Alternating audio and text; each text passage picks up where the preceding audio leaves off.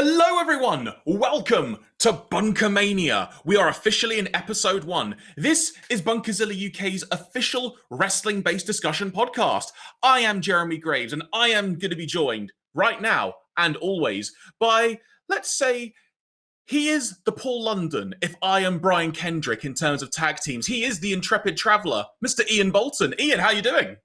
I'm doing lovely. Thank you very much for that lovely introduction. I'm not as probably spry as Paul London. I can't really do a flip. I could try. It might end badly for me, not for anyone else. Just me in general, really. But no, I'm doing very, very well. How are you doing? Yeah, not too bad, not too bad. It's been a flippin' busy few weeks in the world of wrestling since we last recorded. Well, since we recorded episode 0, where we took a good old chinwag about a variety of stuff. But a lot has happened in wrestling. A lot has happened in wrestling. Everything is wrestling. Everything. It's an ever moving, ever changing world of wrestling that we live in. Indeed. And we should say from the outset, folks, we are recording this on Thursday, the 1st of July. So if by the time you're hearing this, other stuff has happened, which, knowing the way wrestling works, is exactly what will happen, then so be it. That's just how it goes. But if you want to check out more about Bunkazilla, make sure you head to Bunkazilla UK on a variety of social media platforms, be it Facebook, Twitter, Twitch. Look everywhere. Just search Bunkazilla UK. You will find it. And of course, you can find all of the details at one conveniently placed website at bunkazilla.co.uk. But there will be more information about that and how you can support Bunkazilla a bit later in the show. But Iain, we have got a lot to talk about today, and in no particular order, we're going to be covering the happenings in NXT the past few weeks, including the recent takeover and the fallout from that. We've got the Hell in a Cell pay-per-view from WWE specifically, and now the build-up to Money in the Bank to discuss too. Mm-hmm. We've also got AEW Dynamites. I say Dynamites plural because there have literally been 2 shows in the past 4 days in the time of recording this. And who knows what else we're going to be talking about as well. No doubt we'll be touching on a few news notes, including WWE returning to the UK in September. Because I'm sure we both got a few thoughts and feelings on that. So we shall get to that in due course. But Iain, to completely change up what I told you we were going to talk about, first of all, let's talk about AEW. All Elite Wrestling, because at the time we're recording this, Dynamite occurred last night. This being the last Wednesday night's Dynamite happening in Jacksonville at the Daily's Place venue in Jacksonville. That's where they have been pretty much throughout the entire pandemic, sans a series of shows that they recorded in Atlanta, Georgia. Last night was the quote-unquote farewell to what I'm phrasing as the pandemic era for AEW. Mm-hmm. And it was quite a memorable show, including following the Saturday Night Dynamite a few days ago, as I mentioned, which was headlined by Kenny Omega versus Jungle Boy for the AEW World Heavyweight Championship. So, first of all, Iain, just to gauge some overall thoughts on AEW from your perspective and these shows, however much of them you watched, where are you when it comes to AEW, be it as a fan or just a wrestling fan in general? Where are you at? As a wrestling viewer, I don't watch a lot of AEW at the moment, and that's simply because there's a lot of stuff going on. I mean, in terms of, yes, there's certain stuff for WWE I will watch without fail, like NXT or SmackDown. I avoid Raw, but I always still keep up to date. It's not like I choose to ignore it. It's just like I will always still watch the YouTube clips that pop up there, and if there are really good matches, I will go out my way to really sort of sit down and watch. And most of the time with the pay-per-views as well, I'll end up ordering them, and I will be watching them like the Monday morning after the pay-per-view has gone. So I do try to keep up to date where I can. But obviously, the last 2 shows, there have been some big things happening. The Jungle Boy Omega match was superb. It was great. So good. Yeah, and they really make you think Jungle Boy's going to take that title, but nope. Omega's still the belt collector at the moment. But how things are now starting to progress, it's like their sort of long-term storytelling of Hangman Adam Page against Omega is finally coming into like full view now, and it's very exciting, and I'm sensing possibly All Out for that match. Possibly. I think that's a fair assumption. I think it's a very fair assumption. And I should actually say as well to everybody listening, or if you're watching the video version of this, that we're going on the basis of discussion here that you listening and watching this are up to date on where things are currently at with things in general. We're not going to do like a giant backstory to get to this point unless it's needed in terms of discussion, just to help put some context in there. But yeah, I think that's actually a very good place to start. The Adam Page stuff as well as the Jungle Boy Kenny Omega match, because that match was excellent. It was exactly what I was hoping it was going to be. And Kenny Omega is easily one of my favorite wrestlers around right now. Just the whole heel demeanor of him, and he's still flipping great in the ring. But it's also the fact that in terms of being like the belt collector, as you phrased it, it's something you don't really see nowadays well, I was going to say in wrestling, mainly because of a pandemic, but also just in the context of WWE as a comparison. I can't think off the top of my head of last time someone was a belt collector or had like multiple titles at the same time. The only one that springs to mind is maybe the stuff between Sasha and Bayley when they were respective women's champions and tag team champions, but there weren't necessarily any more belts they could go after, unless they were going to go after an NXT title as well. Was probably the only way it could have happened. I mean, it's such a unique dynamic, him holding all of those belts. The one thing which I think is a bit of a chink in the armor of the whole belt collector thing, which I haven't seen many people talk about, but in fairness, I don't blame AEW for it whatsoever, is that Omega is the champion of multiple promotions, yet they don't actually ever really acknowledge it on AEW. He just comes out with belts. I think this week on Dynamite, as in the one from last night that aired at the time of recording, when they did the segment with Dark Order and Kenny saying there was no one else challenging him, and that's when the Adam Page seed was planted. That's the first time he has actively said, I think, on AEW programming, you can watch me defend belts elsewhere. Like, they've made reference to the fact he has defended a belt, but never actually said, you can see me elsewhere. But they still haven't actually necessarily named the promotions. They're very good about kind of avoiding that, and fair play to them, in fairness. But yeah, I think that's the one chink in the armor of the belt collector thing. But it is such a cool thing when Omega comes out for the match and you literally see him look like the 21st century equivalent of Ultimo Dragon from like 1997 when he had like 8 or 9 titles just draped all over him. Well, that might have been Great Sasuke, actually. It was one or the other. It still looks impressive. Just Google it. It looks incredible. Yes. In terms of, like you were saying about not acknowledging other companies, it's very weird. But maybe that's an agreement that AEW have been able to have with Impact and I think AAA as well. Maybe they've been able to have this sort of agreement of, we're not going to technically reference you. We might show you belts, but we're not going to technically reference you. I mean, from the point of view of Impact, I mean, they've recently had Against All Odds, which they had the Impact title being defended at Daly's Place or Daly's Palace. I apologise if I've got whichever one. I think it's Daly's Place, if memory serves. But in fairness, Daly's Palace sounds awesome. So, you know. Yeah. Well, basically where AEW has been for the last You could say in Jacksonville, but for argument's sake, let's just say Jacksonville. Okay, in Jacksonville, where AEW is mostly filmed right now until last night's episode. They had the match there, Omega, Moose, but then we have Sami Callihan coming in and getting involved, and now Callihan has a title opportunity at Slammiversary, which will probably be on Impact grounds, so probably at the Impact Studios and that sort of stuff. So I think from the other promotions side of things, I guess it's been beneficial to sort of like the smaller promotions because it gets eyes on their product because Kenny Omega appears on those programs from time to time. I mean, other than that, not many other sort of major crossovers have really happened with Impact in particular. Obviously, we've had the Good Brothers sort of coming over to AEW now and then, and few Callis.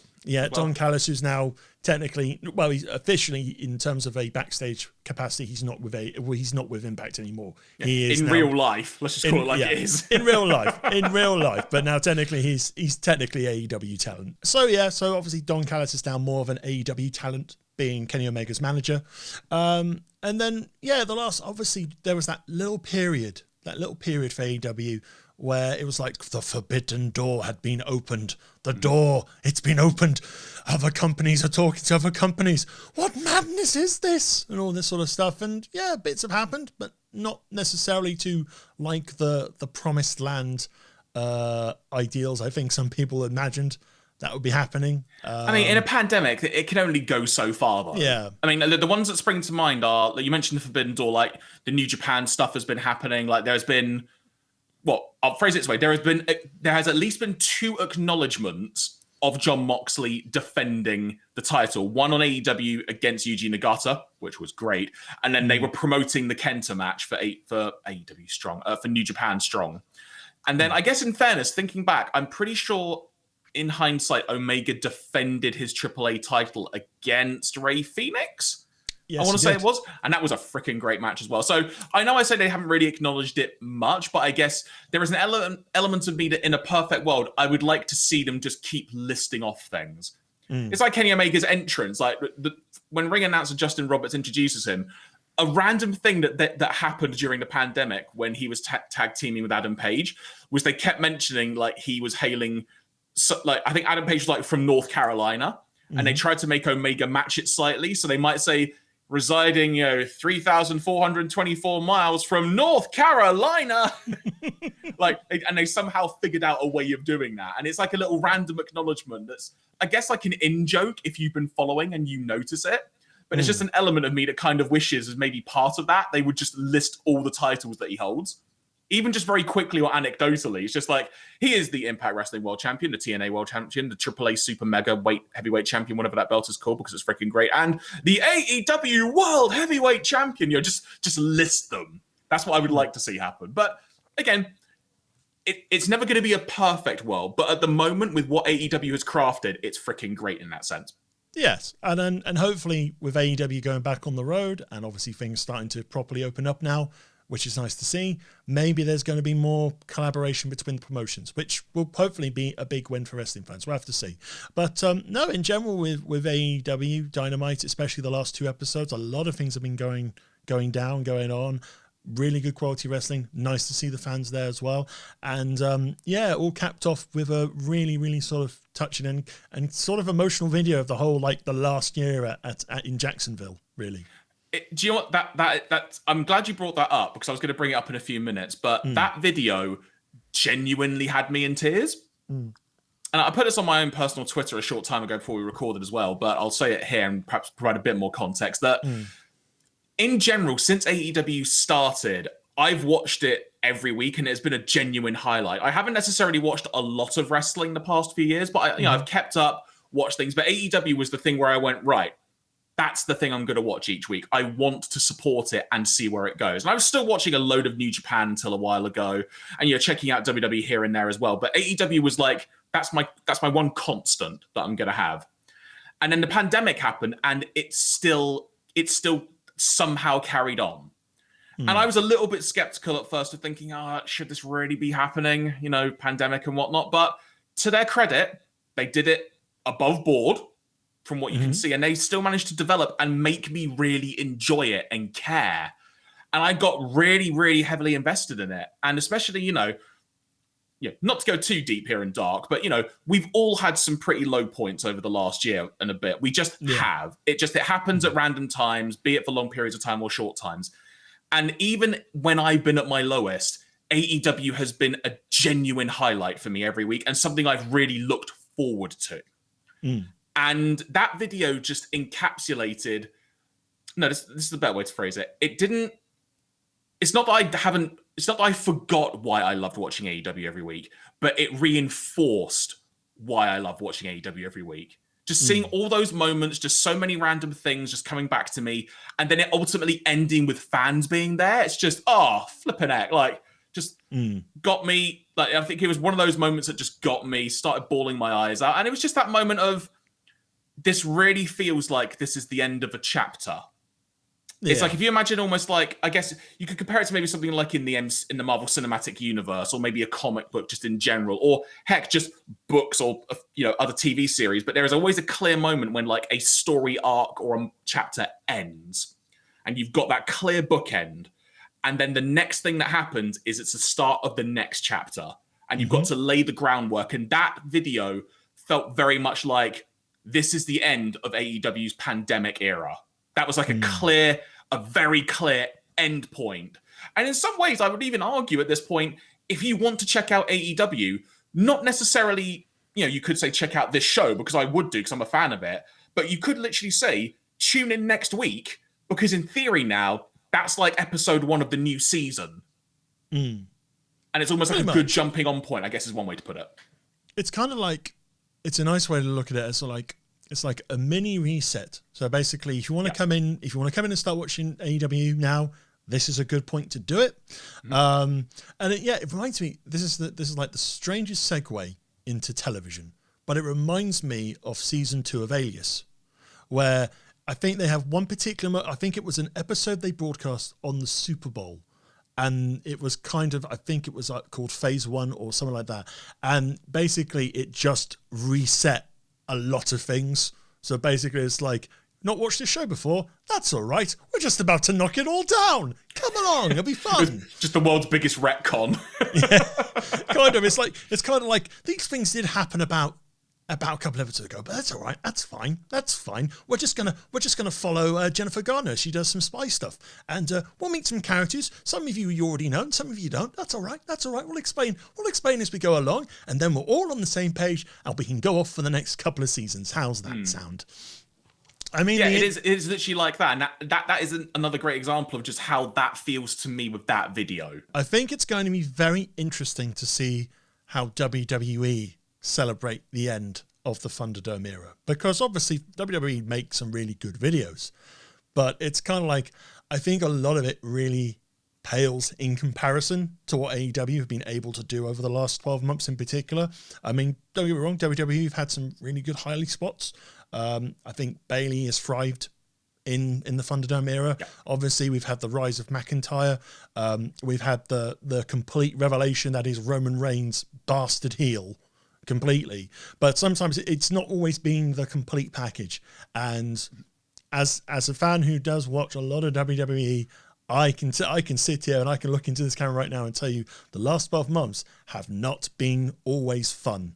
Mm-hmm. They have probably I'd say 6 times out of 10, maybe 7 times out of 10, it's not been fun. Yeah. But there have been very small moments that you can grab onto and enjoy. And as we are now moving towards Money in the Bank and stuff like that, things do seem a little bit more interesting. But again, I don't think WWE have been on the same level as AEW when it comes to storytelling and in terms of being able to book its stars. And I'm not ashamed to say that, to be perfectly honest. I mean, put it this way. Ultimately, we're fans. And if you're someone who watches all the shows regularly, because look, I can go anecdotally from what you're saying and what other people say elsewhere online. But from what I've seen, it doesn't feel like it's been the greatest. I've not seen a lot, but from what I've seen, I can tell, probably forgiving the choice of phrasing here, that quite frankly, it's nowhere near on par from where it could have been. Yes. But at the same time, being in a virtual arena probably provides more interesting challenges because you're technically playing to the crowd, but you're not. You're still trying to play to the crowd at home. And that's why, from an AEW point of view, we're sort of going on a few tangents here, but I think it's all relevant. But it's like from AEW's point of view, they had like the wrestlers, the extras who were there, if you will, to be an audience. And that at least made it feel like a wrestling show. Whereas, WWE could have done something similar. They chose not to. And you know what? No. Fair play to them for wanting to still be unique and do what they do. There might be some other reasons behind that. Maybe don't want to copy other people. But besides the point. Yeah. They figured out a way of making it unique to themselves. And you could just argue they have at moments thrived in that. Some people, like you mentioned, have thrived. But overall, the entire product perhaps has not. No. But obviously as well, there's also like a demographic point of view as well to think about. There's so many variables, but sort of now having lost track of my train of thought I was going with here. But at the end of the day, no one's ever had to do this before. So regardless ultimately of whether the shows were good or not, like there are people I see comments of people who just do not like AEW. And it's like, that's fine. Don't have to watch it. But they're trying. And I, for one, really freaking like AEW. Really like it. Whereas from what I've seen of WWE, it's not for me like I'm done watching it, like level of television, but it's very much there's too much of it. I'm going to pick and choose what I want to watch. That's kind of where I'm at with it. And but at the same time, I love the production that WWE still puts into it. And you were talking about video packages and what WWE make. That was where we were going with this. Indeed, their yes. video packages are always so damn good. And I want to say, from what I've read anecdotally, it's Jeremy Borash, formerly of TNA, who is a big hand in that. And he's got such a great mind. I've had the opportunity to speak to him a few times, and he's just such a great guy and has got such a good, keen eye for lots of video production stuff. Their video packages are always on fire, quite frankly, in a good way, and can probably elevate what has happened on television to an entirely new degree. But obviously then when you watch something then happen, if it doesn't match up to it, then it kind of perhaps has a reverse effect. So everyone's got to handle what they handle in their own way. And whether you like it or don't, you can't fault both companies and any other wrestling promotion for that matter having to try and run shows during this pandemic era for at least trying to do what they've done as successfully as possible. And when it comes to WWE and how they're going to react with fans now, this was the other point I think we were getting to. And I know we've gone on all sorts of tangents here, but it's all relevant, so let's just go with it. But it's almost like now when it comes to building up to Money in the Bank and the fact, which I'm sure we're going to get onto when we talk about Hell in a Cell later, that they're actually promoting matches for a show that's happening in like 3 weeks. It's almost like they've got to sell tickets to it. Whereas when you don't have to do that, you could argue, do you have to try as hard, or are you just, in a holding pattern until you are going to move away? And you were saying, how's the Thunderdome era going to be remembered compared to AEW's pandemic era in Jacksonville? If Hell in a Cell's anything to go by, that's how you're remembering the Thunderdome era. I think, there was a story a week or two back. I apologize. I don't know where the story came from, but there was a general story that was making the rounds that was saying that WWE know to a degree that their product has been stale for some time, and I think ever since probably Mania this year, I think we've all seen it. we've all kind of felt the staleness a little bit, so they obviously got their first big pay-per-view show coming up less than probably 15 days now. And the actual first televised show with fans in the building is actually SmackDown just a few days before Money in the Bank. Yes, absolutely. So they really have to try and get fans back. And obviously, and with certain things recently, like releases, some releases that are absolutely mind-boggling to even put your head around to begin with. The clear one there being Aleister Black, after you spent weeks of trying to bring him back in and filming vignettes and having a bit in the ring. It's like, oh no, bye-bye. What? It's just it's like, I know people will probably still end up watching WWE, but I think sometimes for the core, the real diehard fans, the ones that will stick with them through thick or thin, sometimes, I think sometimes these releases may have a bit of an adverse effect. And it's like when we were talking about in the previous episode about chanting and obviously the audience sort of obviously making their voices heard. It's like part of me thinks they're going to make their voices very well heard when those fans come back in. And whoever brought back the what chant, by the way, it's over a decade old. Grow up. It's not a good chant. We were talking about that last episode as well. I know, but literally someone did it. I think it might have been on the Saturday Dynamite, and it's just like, why? But you know what, that's a topic for another day. Sorry, continue. Topic for another thing. But yeah, it's kind of like it's going to be fascinating to see WWE with fans again. Obviously we got a little taste of that at Mania, but I don't think it was necessarily a kind of this is how the fans currently see us, or this is how the fans currently enjoy us. I think for most people it was, hooray, a wrestling show that we can go to outside. Let's all celebrate. I think that was more of a good feeling more than anything. But no, I think hang on, trying to find the right words.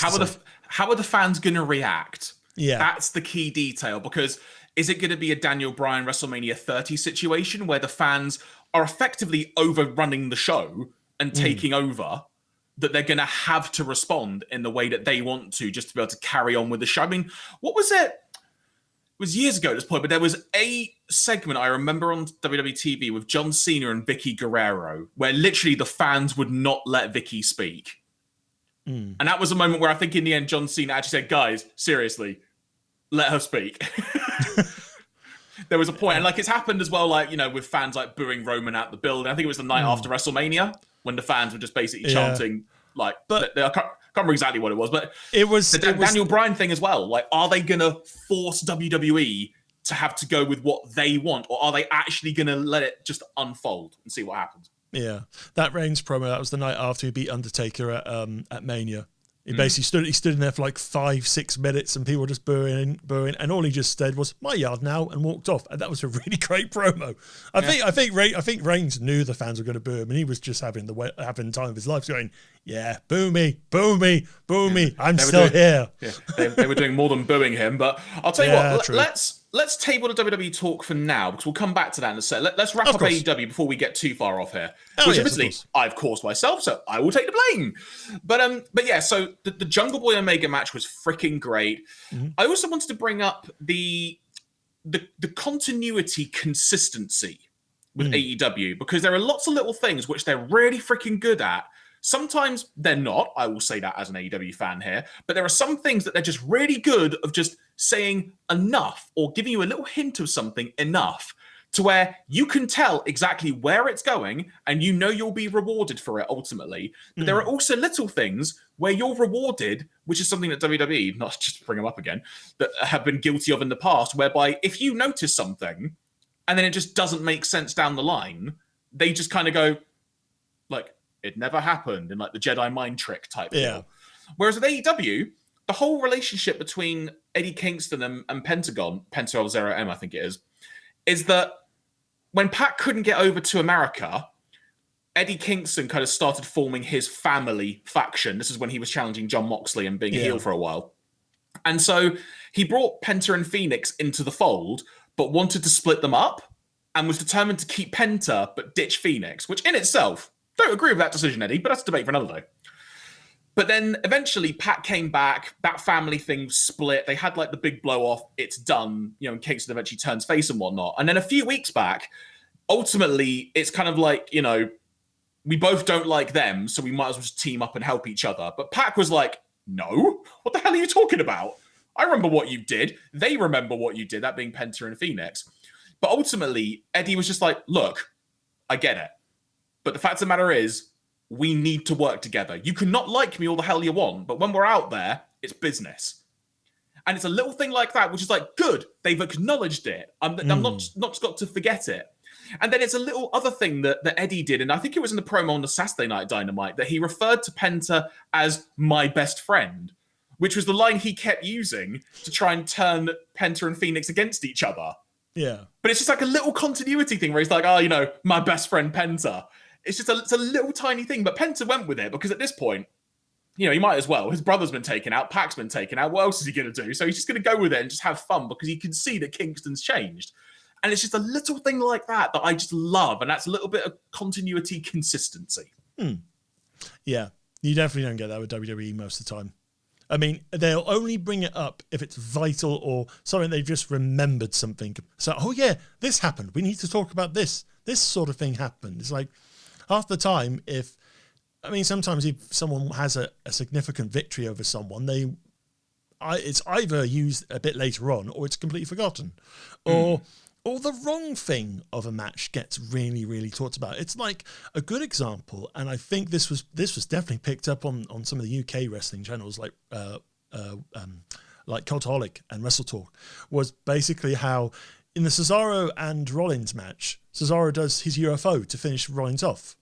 And then for like the next couple of episodes, they're going, he did the UFO. It was the most amazing move that we saw at WrestleMania. And it's like, what point from a storytelling point of view or kind of wrestler building aspect are you trying to do with this?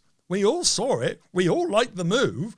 It's a nice highlight. We don't need to be reminded of it every week until something else happens. But unfortunately, and that's when it comes to WWE production as well, is like sometimes it's a thing of that's hot, keep talking about it, keep reminding people. They must remember that is a thing. They can't just not forget about it, but they can't just not be told about it for a few minutes. And I'm sure that's something that will come into play, but it's like sometimes you just gotta have a moment of calm. Let it breathe. Yeah. Sort of steal a phrase from Zack Ryder and all of his figure hunting stuff. It's like, just let a moment breathe. Just have a few moments of silence. Just hear the crowd. I mean, obviously the virtual arena is a bit difficult, but you know what I mean? It's like, just give things a moment to sink in. It's like what TNA used to do back in the day on Impact, when you'd have something really significant happen. Everyone keeps talking, keep talking. You get no time to process it, and then it's to the back. Yeah. Just literally, that's the way it used to happen on there. But with AEW, I love the consistency on things. Now, I want to talk about this, and also this is going to lead into the next thing I want to mention as well. Okay. Did you see the segment on Saturday Night Dynamite involving Conan and Tully Blanchard? I did not. No, I have not seen that bit yet. If you get a chance, go out of your way to watch it, because it's great. And like, Conan is basically representing Santana and Ortiz because he has a relationship with them from the LAX days in Impact. Conan comes out to the LAX theme music, which is great. And they have like a little promo battle, and you're just reminded in that one segment, Conan's a really freaking good promo. And he says some really great stuff. And ultimately, it's FTR that come out dressed up like Santana and Ortiz, just all covered up and stuff because they've been taken out in the back, and they spike pile drive Conan and whatnot. So Conan is now part of this whole like dynamic with those two teams, which I'm so excited to see, because the video package they did must have been a couple of weeks ago, just highlighting the background of each team. It was so good. Just the way that they were highlighting, you know, we've had it tough here in North Carolina. And then there's Santana and Ortiz then going, yeah, you ain't survived the streets in New York, but we had to do this in North Carolina. But you haven't survived this in New York. And it kept one-upping. It was just so good. Just how they're both, what is it? It's like the same paths, but from different backgrounds, just like kind of not intertwining, just like diverging paths. That's the way I'm thinking it in some ways. And the other thing that this now brings into play, again, because I appreciate we've got a lot to talk about, and we're going to try and keep this to a decent time today, as it were. Yes. This brings you on to Andrade, which I appreciate is quite a deviation there, talking about diverging paths there. Andrade El Idolo is part of AEW. He came out randomly introduced by Vicky Guerrero and then walked away. And then on Saturday Night Dynamite was going to announce something with Vicky, and then Matt Sydal interrupted him. And this has now ultimately led to the announcement that his first match in AEW will be next week at the time of recording, when they're in the first building with fans in Miami, as it were. If that made sense. You get what I mean. He's going to be facing Matt Sydal. And that's going to be a flipping great match already. I cannot wait for it. But it's just the presentation of Andrade. Yeah. It's not that I don't like it. It confuses me. Let me elaborate. Okay. And then feel free to respond, so I've not let you talk for like 5 minutes now. So I get he is meant to come across as a superstar, and the way he dresses, the presentation, everything about him just oozes money. He's rich. He is a god, pretty much. But then there's an element where he is talking, and they do the sit-down interview with Jim Ross, which I actually really liked, because you could tell what they effectively said was, look, what you can say in English, just say it. What you can't say in English, but you'd rather speak it in Spanish, just say it in Spanish. We'll subtitle the entire thing. I actually really like that as a dynamic, partly because it has a bit of just international flavor to it, but it also means that you can tell, you can either play it off as he's going to try and speak English, but ultimately when he's like, oh, I could just say this far better, like in Spanish, he can. And I really like that element. But there is a part of me now, and this is why I wanted to bring this up. I think this has been mentioned by a few other people as well, just in general, but I had this thought at the time. If Conan is now part of AEW, and he's a really freaking good talker, I would love to see Conan be effectively the managerial role of Andrade. It would be quite a weird dynamic, to say the least, when you think about maybe the backgrounds and the personalities and the presentation of them both. But in terms of getting over how good Andrade is and how important he is, Conan could do that in a heartbeat.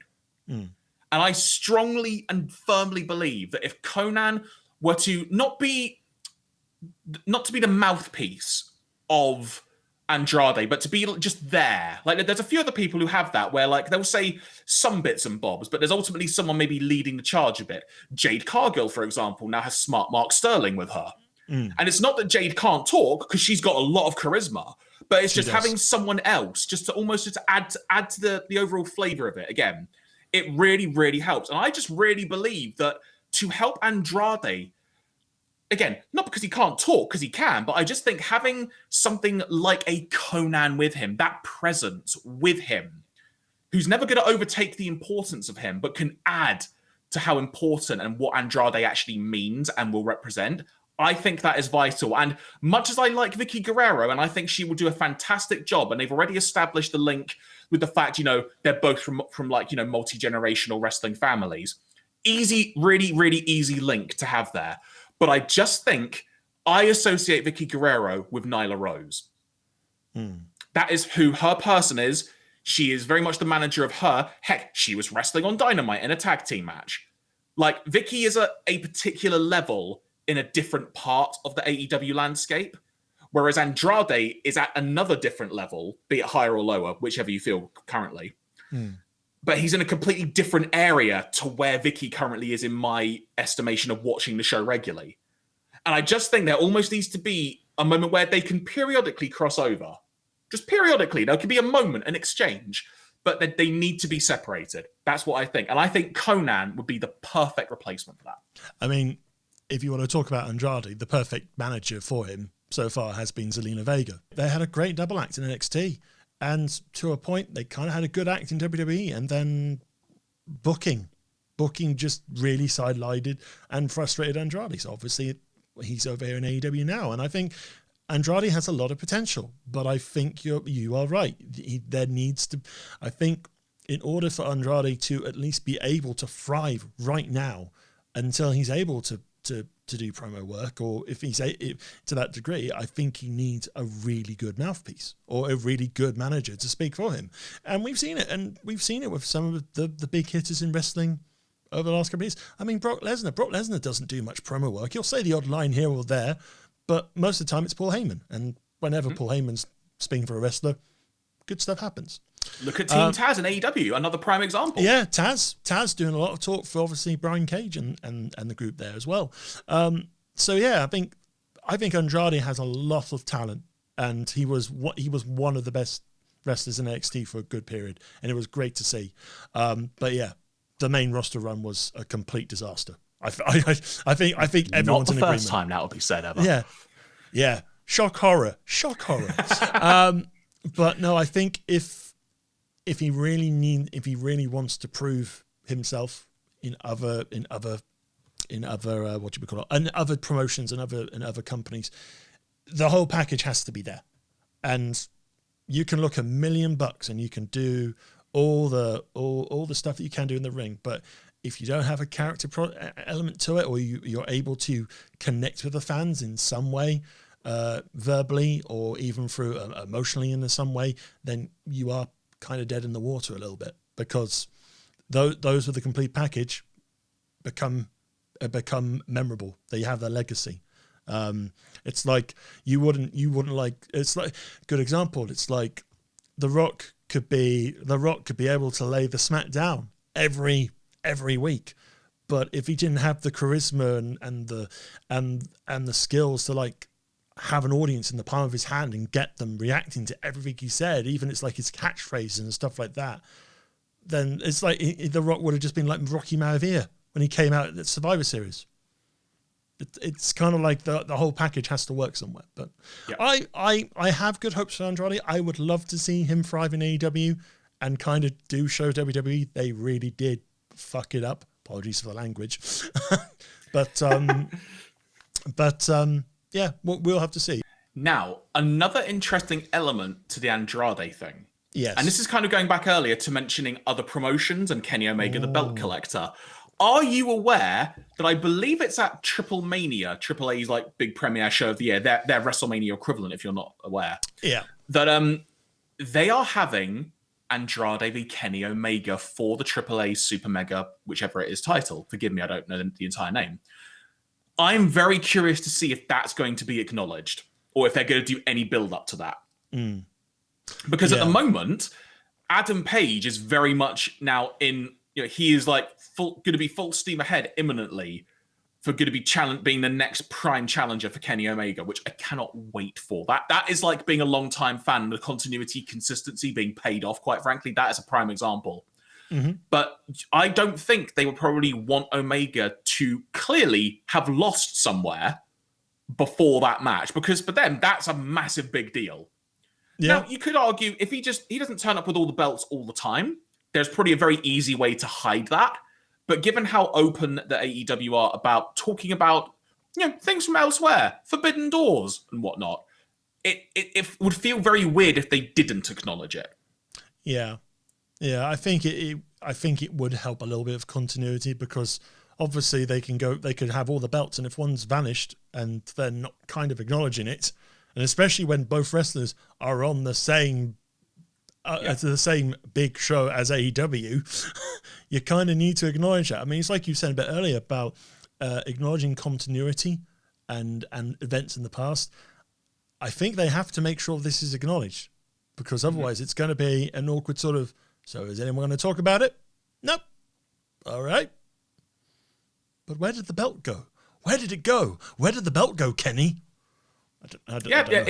In fact, do you know what? I've just thought about this. The last time I actually recall now someone being a belt collector was probably in TNA, and it was Kurt Angle, when for a while he was an IWGP champion, because let's not get into that right now. That's a whole other kettle of fish. He was one of the IWGP champions, as well as the TNA champion. I think he was also somehow the tag team champions by himself.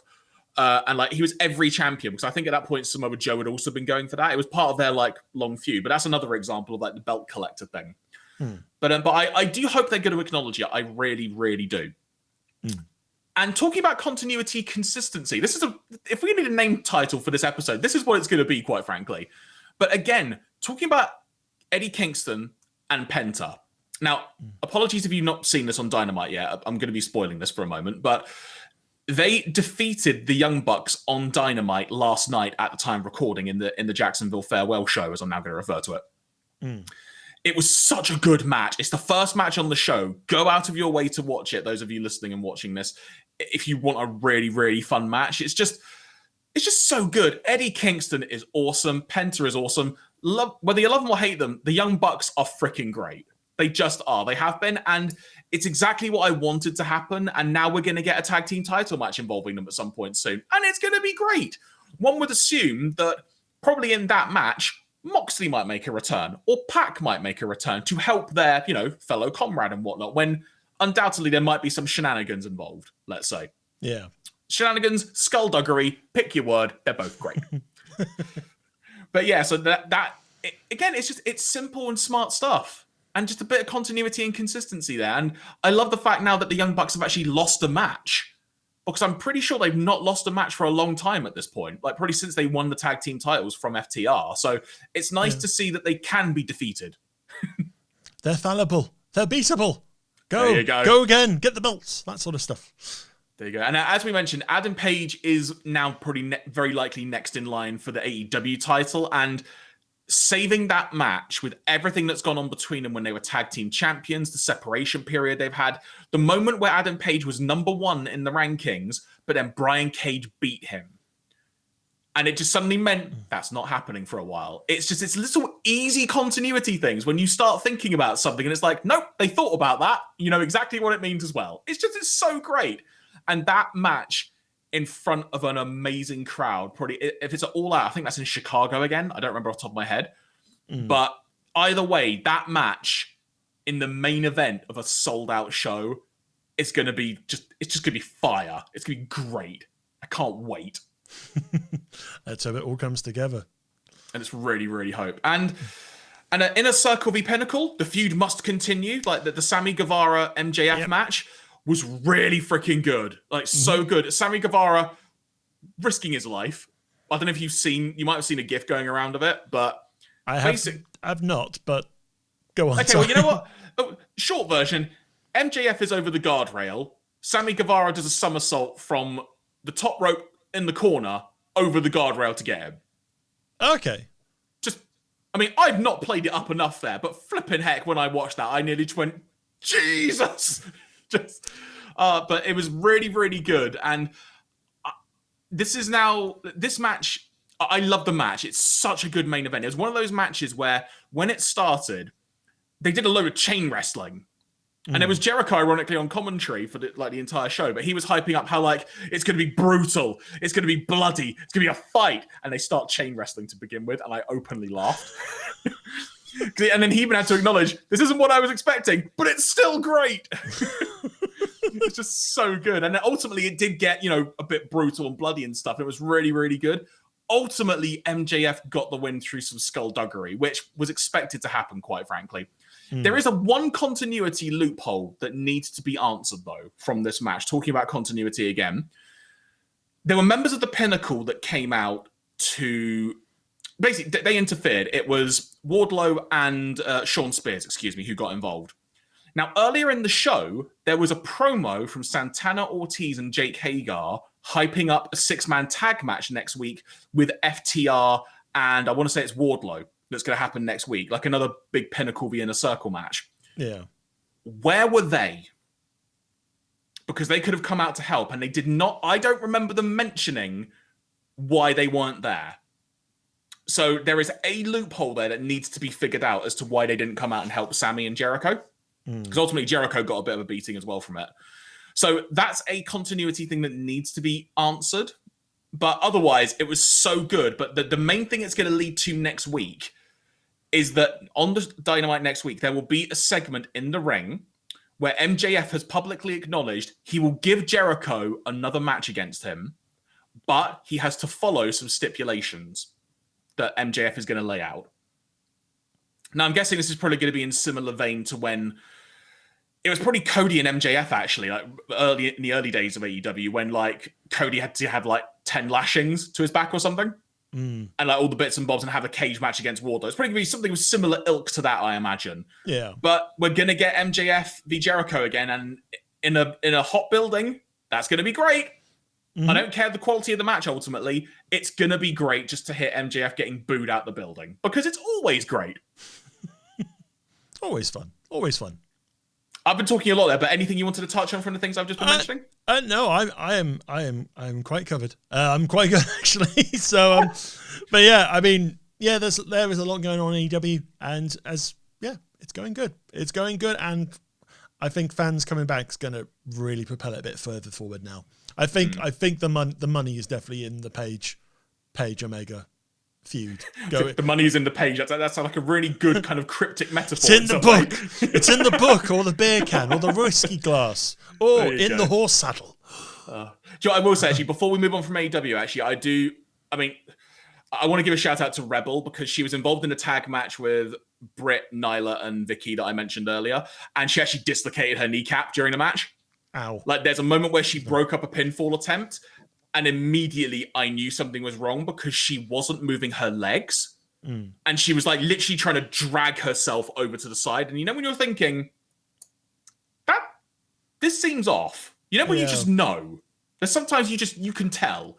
And then I think eventually I read online that like she dislocated her kneecap. So, best wishes to her, because she doesn't wrestle often, but it's just, that sucks, It really, really sucks.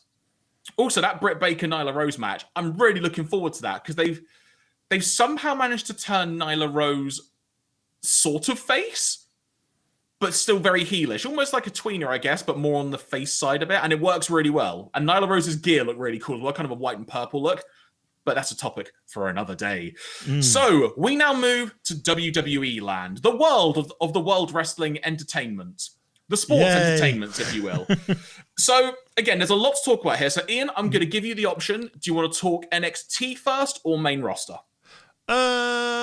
Because obviously Money in the Bank has started, let's talk about main roster. We'll touch on NXT in a bit, because I think NXT's going in some very interesting places and interesting directions. But yeah, let's talk about main roster stuff at the moment, because we've just come out of, we've had Hell in a Cell, which, as you said earlier in the episode, that was a show that happened. Remember the Thunderdome era for this final Thunderdome era pay-per-view. Yeah, it was the show where there was great wrestling and some really stupid storytelling in one complete package.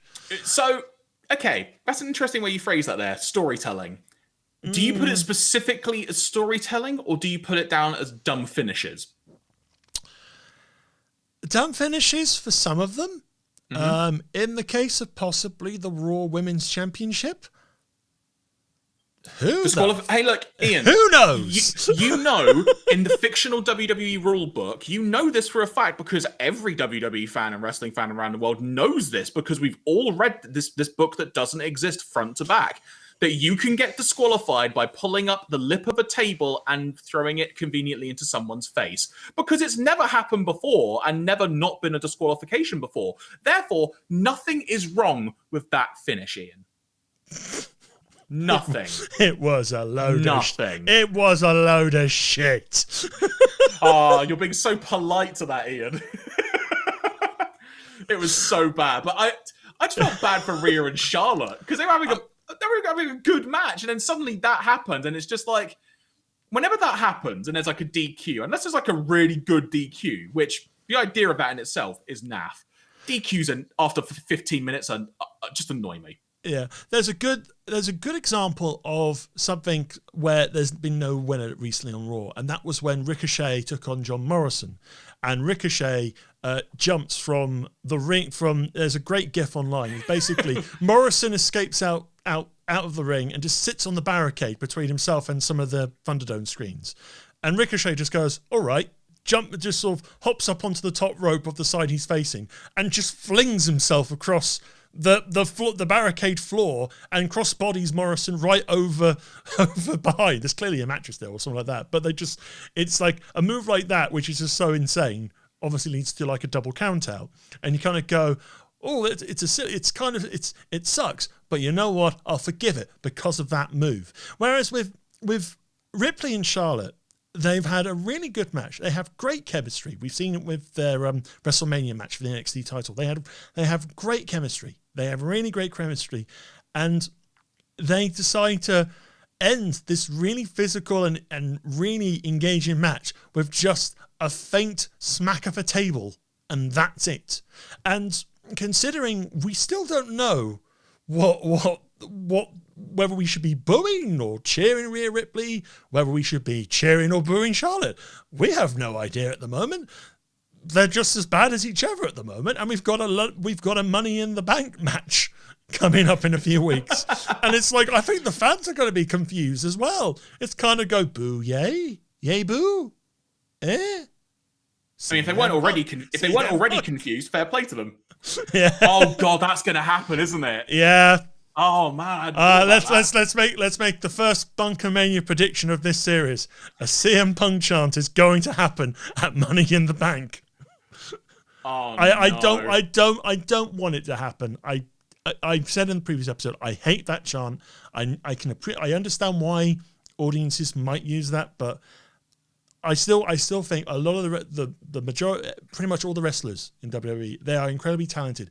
Unfortunately, they are sometimes let down, possibly by the creative, by the booking process. So don't let that finish at Hell in a Cell take away from the fact that both Rhea Ripley and Charlotte Flair are amazing wrestlers. And the same can be said for other matches on the card as well, like the Drew v Bobby Lashley match. Yeah, was really freaking good until that finish, where ultimately MVP was inside the cell, the thing designed to keep him out, and then ultimately he once again got involved in that match. What else was there? What else screwy finishes? I'm trying to think. We had Alexa and Shayna and the hypnotism game, which honestly I don't have a problem with. For the record, not because it's not stupid, because it's stupid. Absolutely. But it's just at the end of the day, you just got to accept this is a WWE thing, and what I hope is that there is going to be some kind of real life payoff to this. And I say real life meaning when fans are in the building. Yeah. Because they're going to have to do something with that. And whether they're going to really try and go for like a spooky horror film type thing, where like, because it was in the Thunderdome, Alexa could have lots of magic. Maybe she had like an app on her phone to make things flicker. But now that she's in an actual arena with people, she can't control them with her app and hypnotism. Don't create another House of Horrors match. We've had that fun with Bray Wyatt and Randy Orton and the Haunted Tractor. Do you know what? I kind of want to see Shayna be in that match. Because Shayna is awesome. And what I would say is, I think she actually came out and said this publicly as well recently in an interview, that it's also her getting a chance to show that she can do what's presented to her. Yeah. In terms of her role in a storyline and such. And I totally agree, because with an acting background myself, you want things to challenge you occasionally from a character perspective. Yeah. And so it's a really unique thing to be challenged with, while albeit a bit hokey as a word to use. I think there was also another story recently about, say, Baron Corbin, and most people backstage in WWE liking working with Corbin because Corbin is happy to collaborate. He's happy to give stuff a go that's presented to him, and just try and make it his own. If it works, great. If it doesn't, well, back to the drawing board. Just going back on Hell in a Cell, I think generally the quality of wrestling was good. It's just sometimes the storytelling ranged from all right to bollocks. And I think that's the best way to describe Hell in a Cell. And it's very weird because it's like this is the second Hell in a Cell pay-per-view we've had in a year. It's not like we've had the year-long wait. It was like we had October the last time, and now we've had it in June. And it's like, what madness is this? I don't know what's going on. But maybe what's actually like I'll go on WWE.com while you're speaking. But I'm wondering what like the pay-per-view lineup is for the remainder of the year. But carry on, sorry, with your thoughts. I think we still have things like SummerSlam and Payback. I'm not sure if we're getting No Mercy again. Maybe. I'm not sure. There's always Table Ladders and Chairs as well. TLC, Survivor Series. It's really, we're definitely not getting another Stomping Grounds. I don't think that's returning. So, according to WWE.com, and I'm purely, for the record, I'm in WWE.com/shows, and near the bottom there is like a list of pay-per-views. Would you like to hear all of the pay-per-views mentioned on this page? Yes. I think they've got a section where it says retired and active, don't they? Yeah, this is just literally it just says WWE pay-per-views. This is all it says. So, in no particular order, WrestleMania, Backlash, have that, Royal Rumble, Hell in a Cell, yep, Money in the Bank, the next one, yeah, Super Showdown. Oh, that's the international one. Is that a Saudi job? Yeah, Saudi, and sometimes they have done one for Australia as well. Yeah, Elimination the Chamber. Yep, we've had that.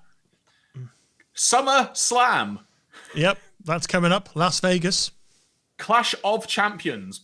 Oh, yeah, it's that one. Survivor Series. Yeah, that's November. That's the Thanksgiving tradition. If I haven't said it already, TLC. And everyone's favourite, most memorable show of a calendar year, Crown Jewel. Oh, no. So that is 3, 6, 9, 12, 13 pay-per-views or events, I'll put in inverted commas, of that caliber that are currently listed on the shows page of WWE.com. Fair enough. I mean, maybe they'll add a few more later on. Obviously not for this year, but probably once they get back to like full business as usual with fans and stuff like that, we may. I mean, they haven't done like single brand shows for a while, and they haven't done for a good period. Again, it depends how things pan out when they start coming back into arenas with fans and stuff like that, because there's talk of new sets being prepared for Raw and SmackDown. Great theming. I love theming. It's amazing. I mean, they can't take the Thunderdome era with them. They actually don't. They really could. Don't give them ideas, Jeremy. Do not give them ideas. Vince will be going, I want video screens everywhere. What about the fans? Screw the fans. Put them everywhere. It's good shit. So, with that thought in mind, Ian, do you want to play a game? All right. Literally, this is on the fly here. I'm not giving you any warning on this. All right. Do you think you can name the 15 retired pay-per-views listed on WWE.com/shows? I'll give it a go. Go on then. Let's see if we can get them. Armageddon. Yeah. Over the Limit. Or Over the Edge. It's not on this page, but I agree though, that should be on there. So I would say yes, but it's not on this page. Okay. Judgment Day. Yes. Vengeance. Yes. Love Vengeance. No Way Out. So it's the phrase "love vengeance." I love some vengeance, me. Vengeance. You're all my vengeance. Sounds like something like a dark Batman character would say or something. Sorry, you said, what did you say? I said No Way Out. Correct, yes. What else is there? Stomping Grounds? It's not on here, but it is a retired pay-per-view because I remember that. Great Balls of Fire. Why is that not on here either? I have to admit, it's a silly pay-per-view name, but the pay-per-view itself wasn't that bad. You could say it was a great ball of fire, all right? Cyber Tuesday or Sunday, but the Cyber They've got one. Cyber Sunday, but yep, that is here. They should bring that back as a concept. Why didn't they do that during the Thunderdome era? For crying out loud! Reasons. That's why. Reasons. What else have we? There's still quite a few. There is one of these listed on here that if you get it, I will buy you a drink next time we meet up. Roadblock. It's not on here, but fair play to you. But they have had a couple of roadblocks. I know they have definitely had it. I'm literally going by I'm going more from like what's on the list on here. But I agree with you. We've already discovered WWE.com's/shows retired pay-per-views list is incomplete. I'm using the 2003 pay-per-view calendar as my sort of muse. It's a fair game it's plan. my sort of muse for this. You didn't mention it in the one above in the active, but Extreme Rules should be an active one, shouldn't it? In fairness, yeah, I thought I did say that, but yeah, it's actually called on here The Horror Show at Extreme Rules. Oh, of course it would be. Yeah, so there you go. Sorry about that. No worries. So from Armageddon, No Way Out. This is Insurrection. Not here, but that was also only a UK pay-per-view, so I think that's fair. I'll tell you, look, I'm not doubting your wrestling knowledge ability here, but if you would like me to give you one to maybe give you the caliber of show you might have to think about, then I will happily give you an answer or two if you want. Starcade? Nope, that's never been a WWE pay-per-view, but it was a one-time house show special type thing. Yeah, they tried it as a network special once. Yeah. It wasn't particularly great. Would you like a helping hand? Give me one. WWE Fatal 4-Way. Oh God, that wasn't it? Bragging rights. Correct. There you go. there you go. I've sparked some thoughts in your brain now. There you go. The Bash. Correct. That was the one I said. So you get a drink next time. Yes, because that was like their shortened version of the Great American Bash. Because don't know why. Because it was not great in American, clearly. Yeah. Now I will say you mentioned a name earlier that was that's not here, but it's a play on the words. One word is different in the name. Over the Limit? Correct. Yeah. By my count, you have got... I'm going to say 3, but it may be 4, because I can't remember if you said one or not. I got Armageddon, I got Cyber Sunday, I got No Way Out, I got Vengeance. Yeah. I've done more than 3, that's 4. You got 3 or 4 remaining, sorry. Oh, 3 or 4 remaining. Oh, okay, so I thought you were saying you've only got 3 or 4. 3 or 4 remaining. There's definitely 3, but it might be 4 because I can't remember if you said one of them or not. Have they done Night of Champions? And they're just correct. That is on here as well. Because they're just being silly now. It's you see, now that I've said a play on words of the same name, you're starting to think correctly. We've changed the words. No one will ever know what we've done here. Fully Loaded. Not listed here, but definitely a retired pay-per-view. Yeah, I remember Fully Loaded. That was like the first pay-per-view one I watched. That was when Stone Cold and Undertaker had to team up to win the tag team belts or something. Fully Loaded 98. There you go. See, I want to say that was also the show that had the dungeon match between Owen Hart and Ken Shamrock. I think so. Don't ask me why I remember it off the top of my head. I just do. It's like this is when I go. I must try and figure these out now. I can give you another one if you want. We've had Super Showdown. We've had Crown Jewel. The Greatest Royal Rumble. Not listed on here, but I guess that's retired. Given they're not doing it again. They'll probably try and do it again at some point when the money's right, I guess. Topical. Or when they can travel. This is also true. Capital Punishment. Correct. I mean, actually, did you? I thought you said that one already. In that case, you still probably got 3 or 4 then. What? Why'd you do this to me? I don't know. Okay, because I probably screwed up there. Would you like a free pass on one of them? Yes. Okay. Breaking Point.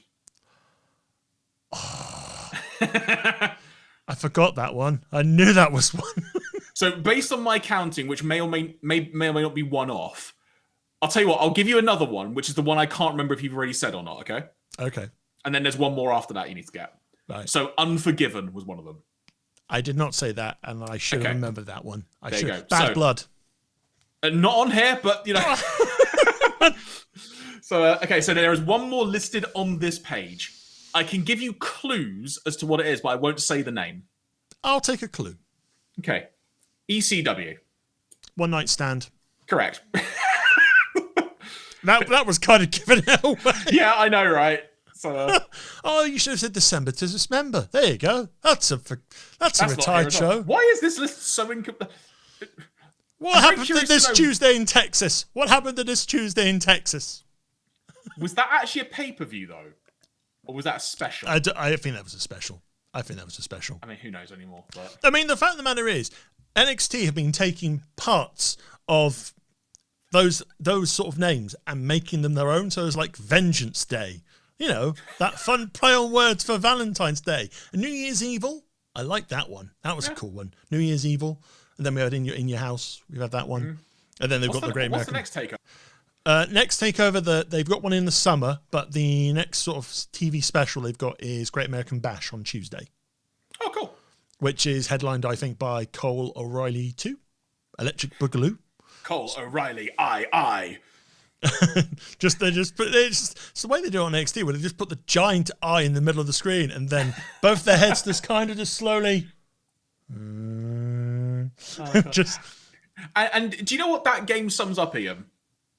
There's some really cool pay-per-view names they should have been using. One correct, yes. The other thing it highlights is how much more enjoyable that was than Hell in a Cell. Yes. Try it at home, kids. Literally. We just had a great laugh doing that. So, yeah, like, again, standout matches for me were Bianca and Bayley. Really good Hell in a Cell match. Has some great storytelling. Bayley, once again, getting on Michael Cole's case during the match was great. Owens and Sami Zayn always have a good match. That was no different. And also, like, Kevin Owens selling in that match was so good. Yes. Like, his arm as well as his throat. It's like, at one point, I genuinely thought his arm may have actually been hurt. Mm-hmm. And, yeah, like we said, the other wrestling on the show was really freaking good as well. I want to give a shout-out to Drew and Bobby Lashley, because it was a really good Hell in a Cell match, just ruined by kind of a skullduggery finish in a way, which shouldn't happen in a Hell in a Cell match. Unless it's something of the caliber of, like, Kane. Not when it ends in, like, a double no contest. Because that's not how you finish a Hell in a Cell match. Or if you're Seth Rollins and The Fiend, and it's like, you can't use that hammer in Hell in a Cell. Ring the bell. There you go. Exactly. It's like, or it's like when it was like CM Punk and Ryback, and that ended with the referee like helping out Punk in the end. What's his name? Brad Maddox. That was it. Yes. That's a blast from the past. So following on from that, there's actually one more thing we need to talk about when it comes to Hell in a Cell, because there was obviously a Hell in a Cell match the night after, which was unplanned, but Ray and Roman was brought forward because why not on a day's notice bring it forward to SmackDown? I thought this was a really good Hell in a Cell match. I love the story. I was really looking forward to it, but gonna be honest, the fact there were ad breaks in it actually really made it feel disjointed for me and took me out of the moment. Yeah, I think out of the whole card, I think that match should have definitely been on the card, and I think that should have been a main event, because then at least you would have ended the show with quite like a definitive victory for Roman Reigns, but also it serves its purpose. It's basically you give Ray a nice sort of main event moment of trying to take the fight to Reigns, and he did so with weapons and all sorts of things, and try to sort of stop Reigns from going. But the moment that Reigns started flinging him into the cage and basically yeeted him out the ring against the cage wall, that was that. But I don't think the result was in doubt in any mind. Everyone knew Reigns was walking out as Universal Champion. It's just, it's like I think it deserved to be on the main card, and I think it would have probably maybe softened some of the sour notes I think people had on the show itself. But if you're going to have it on SmackDown, don't have it at the end of the show and you've got a break every 6 minutes happening. Either have commercial free, or you make it half the show, and it's like you sell the fact that Hell in a Cell is a brutal, drawn out contest of where the strong or the someone will be forever changed by the cage, and that's what the cage was was supposed to be back in the Attitude Era days. It's like Mankind and Undertaker. And what was that? We had just had the anniversary of that match as well. We did, yeah. And it's like in the start of the early days of Hell in a Cell, we were told this was the be all and end all of blood feuds. This is where people's careers get short, and there is a level of brutality you'll never see again. I think to a degree it's slightly softened softened from a safety perspective. I'm going to make that clear. It's not like I demand barbaric blood sport, but it's like in trying to make a bit more safe work environment. Yes, it is a little less intense than it has been. But sometimes when you have the right modern feud in there, it is amazing. It is absolutely great storytelling. And it's like there have been some good recent matches in Hell in a Cell which have been good. I mean, New Day and the Usos feud all the way back in, I think, 2017. Wasn't Sasha and Bailey really good as well? I seem to recall. Yeah, a couple of years back, yeah. Even Charlotte and Sasha in the first women's. That was good. Brutal. And yeah, I think there was a slight botch finish, but other than that, it was like the storytelling demanded it. It worked. But yeah, it's like most times it's like the matches that get Hell in a Cell sometimes don't really need it, or there are matches that call for it. I kind of felt that with Cesaro and Seth Rollins is kind of really intense rivalry. Obviously, Seth Rollins being the delusional sort of person who's like, you made me hurt Cesaro. It's like, I had to do it because you made me, people. You made me go and hit the Swiss Superman. It's like, I would have loved that feud to go into Hell in a Cell, but it didn't. And it's like, if anything was pointing towards Hell in a Cell match, it was that, because obviously the way Rollins put him in a stretcher a couple of weeks prior. But no, it just became a flat-out wrestling match, which Rollins won with a cheeky roll-up and now wants to try and face Universal Champion, but obviously he has to deal with returning Rated R Superstar. So because, SmackDown. Yeah, do you know what? I genuinely had to think then. I was like, Rated R Superstar? Who's that? Oh, Edge! Like, hand in your wrestling card right now. No, I do. I know it sounds weird. It's like, do you know what, actually, let's just get onto that as the next topic then, because that's Hell in a Cell, folks. Have fun. Hell in a Cell. But it's like, the reason I had to do a double take is not that I just kind of forgot it happened. Like, I'm actually genuinely excited to see the match that originally we probably should have got at Mania, the one-on-one. But it's just the way it happened. There was something about it which I really liked, but it fell off. I think it's because there was nothing kind of signposted for it. Because sorry, go on. Because earlier in the show, in that particular SmackDown, we have Rollins demanding a title shot against Reigns, kind of saying, hey, I want a shot. Despite the fact he hasn't really won many matches apart from that one against Cesaro. So it's not like he's like, I think he's trying to claim the victory of the feud, saying, I've won the feud, now give me a title match. It's like, but you lost a lot of matches, Seth. Give me a title match. All right, we'll think about it. And then when Roman does his sort of State of the Universal Championship address and is about to just kind of, I think part of me was thinking he's not going to call out John Cena here and now, is he? Just to try and capitalize on Fast and Furious 9 opening that same day. And it's like, that would A, be quite cool, but B, also, what? And it's like, but then again, that would have probably skyrocketed interest back into SmackDown straight away. But no, all of a sudden, quick tidbit for you, but hold that thought because it's part of it. Did you know? Because I watched that segment after the fact, I should say. So I knew Edge was going to come out, but I wanted to see it. Did you notice when him and Heyman were talking about the people who he had beaten? Yeah, he clearly mentioned like Braun Strowman, clearly mentioned Daniel Bryan, clearly mentioned all the other people he's been beating, Cesaro, but did not mention Edge. Like, actually never referenced Edge either. So that kind of actually watching it after the fact was actually a bit of a telegraph. But sorry, continue. Yeah. But no, I get you on that. It's fine. But yeah, in terms of, I mean, obviously I think the plan seems absolute certain now. It's Cena Reigns at SummerSlam, which will be amazing. Absolutely. And especially in front of a crowd. I think that will be really good. Considering how far Reigns has come since the No Mercy match, I think that is going to be spectacular. Who are fans going to boo though? They'll probably boo both of them, and then they'll probably cheer both of them at some point. It's like, the funny thing is, I kind of have a feeling fans might actually cheer for Bastard Reigns because exactly, because they're booking him as a heel champion who isn't doing the cowardly stuff a lot. I mean, yeah, he might try and play mind games with like Usos and stuff like that, but it's like when it comes to actually fighting in the ring, he doesn't use a cheap shot. He might get odd assistance from maybe an Uso, but he'll still finish it with when he has his shot, he finishes it. So yeah, it's like, yeah, it's not like he's had a cowardly heel run championship. It's like, no, he says he's going to beat you and he beats you. And it's like, fair enough. Next opponent, please. The question is who is the person that's going to beat him? Who knows? Never know. It's one of those things. Yeah. But it's really weird though as well. Sorry to cut you off there, just while it's on my brain. But with the Edge return, like, again, I'm excited to see him back. I'm excited to see him challenging. There was a part of it which was really stupid. I wonder if you picked up on this as well, in that Roman and Heyman are standing on the entrance ramp.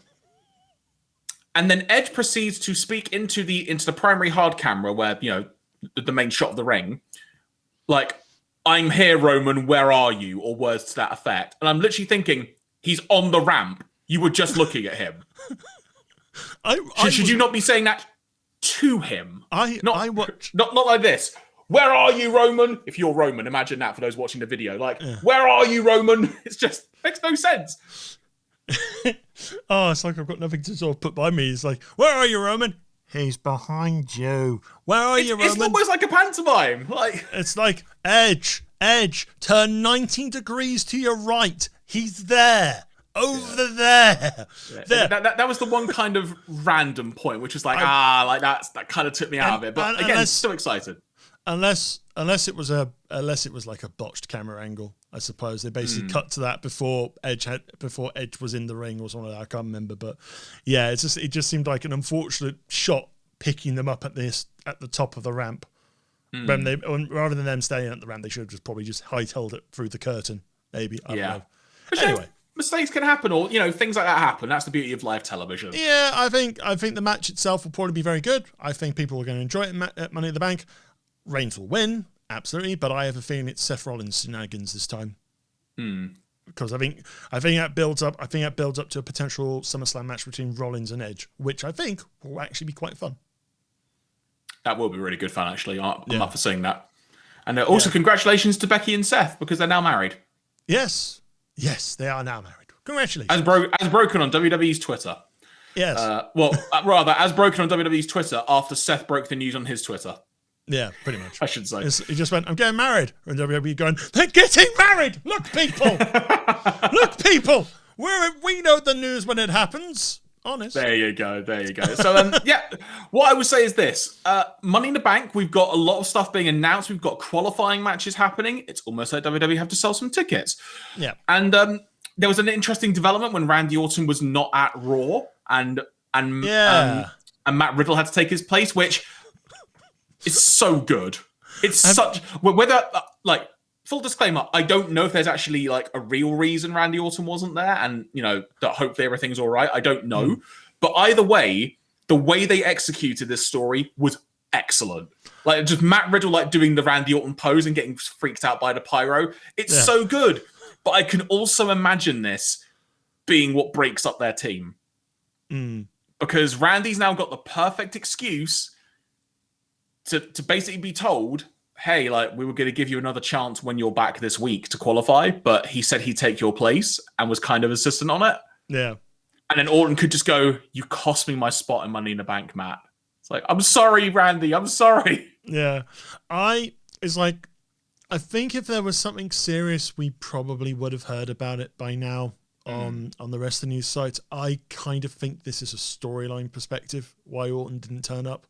Because the previous episode, Orton was disappointed with Riddle. Because I think someone had lost something, and I can't remember off the top of my head. But yeah, it was Orton had lost his qualifier match, but Riddle had won his. and Orton was just disgusted because Riddle didn't help him win his match. Yeah. So part of me just thinks this is Orton just being very angry at Riddle and obviously making sure people know about it. But obviously the storyline works amazingly well. Riddle tries to save his friendship. He writes a note. Which is amazing. Do you know what I'm happy about? Like, genuinely, the thing that made me happiest about that is the fact that someone in this day and age still uses pen and paper.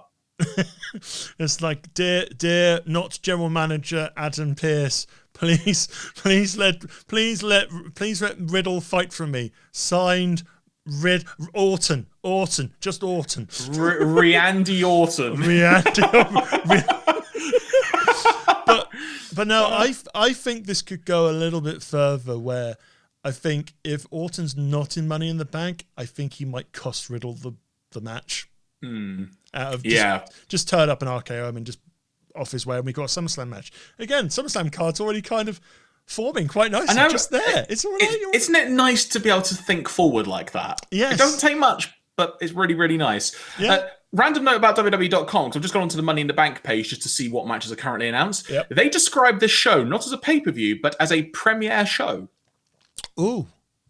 Just random note for you. They always call theirs like pay-per-view or like the main TV shows, premiere shows.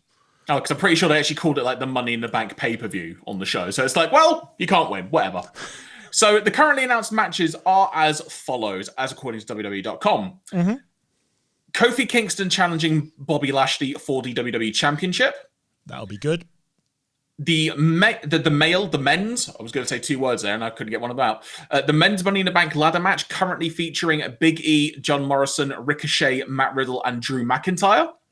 Yeah, but I think there's 2 SmackDown spots to fill there as well. Which one of them will be... In fact, I'll look at the SmackDown page in a second then so we can get that clarified. We also have Edge to challenge Universal Champion Roman Reigns. Yep, that's happening. And we have the women's Money in the Bank ladder match currently featuring Carmella, Nikki Cross / Nikki Ash, whichever one it's meant to be. We may come on to that in a second. Yeah. Alexa Bliss, Naomi, and Asuka. So Nikki Cross, let's just talk about that while we're here, while I also look at the SmackDown page. What do you think? I'm going to let you start on this one because I've done a heck of a lot of talking. So what do you think? I think it's a gimmick that Nikki has come up with herself, and she's trying to make it work. I mean, I know some people are kind of going, what on earth's going on? But if this is something that Nikki's been quite keen to try and do or try to kind of freshen up her character, it's like rather try something than do nothing, I suppose. It's something. I mean, the name change hints at something that's probably going to happen very, very soon. Simply because of the good old rule, you can't have 2 wrestlers with the same name unless they're related. Oh no, Carrion. No. No. It's like Carrion Ash. Are you saying it's a sign of the cross? Carrion Ash, what the heck? I just imagine Karrion Kross now turning up dressed similarly as Nikki Cross. God, the only match currently announced for tonight is Kevin Owens and Sami Zayn. Okay. That's the only match currently announced, according to WWE.com. Because admittedly, WWE.com's website at the best of times is pretty horrid. Yeah, I don't really go to WWE to get results. I kind of go to Bleacher Report. They're quite good. I'll just look at Bleacher Report and they just tell me whether or not I should be watching the show or not, and that's fine. There you go. But otherwise, though, Money in the Bank build up, really, really good. Oh, I didn't say anything about Nikki Cross. I really like it. The actual reason I really like it is because I think it's something that children can get into. Yeah. And they can really get behind her. And just, it's like Alexa Bliss on one side and you've got Nikki Cross on the other. It's like, I actually really like it. I've got no issue with it whatsoever. Yeah, I think if it's to obviously entertain a younger audience, I think it will be a good shot.